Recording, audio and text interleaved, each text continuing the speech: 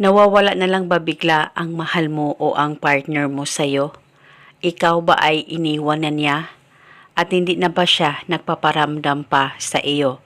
Kahit text, tawag o chat ay wala ba talaga?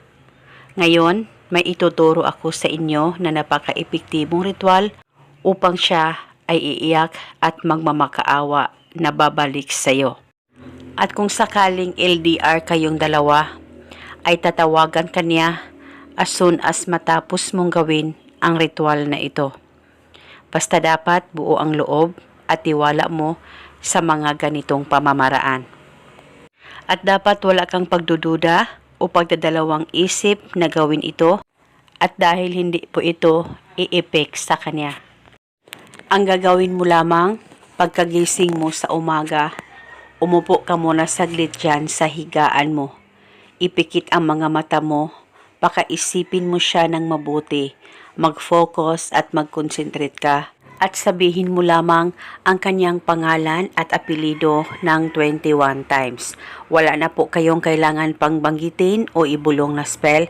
Basta sabihin o sambitin mo lamang ang pangalan at apelido niya ng 21 times. At pagkatapos ay dahan-dahanin niyo lamang po ang pagbukas ng mga mata mo. At pagkaraan ng ilang minuto, agad-agad tatawag ang mahal mo sa iyo. Basta magtiwala ka lang 100% sa mga ganitong pamamaraan at paniguradong iiyak, magmamakaawa ang mahal mo na babalik sa iyo.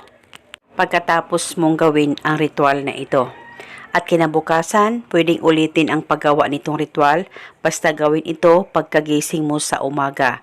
At depende po sa inyo kung hanggang kailan nyo po gustong gawin ang ritual na ito ay wala pong problema. At kung okay na talaga kayo ng mahal mo at nakipagbalikan na siya sa iyo, ay pwede mo nang ihinto ang ritual. At eto muna sa ngayon, maraming salamat po sa panunood. May God bless us all.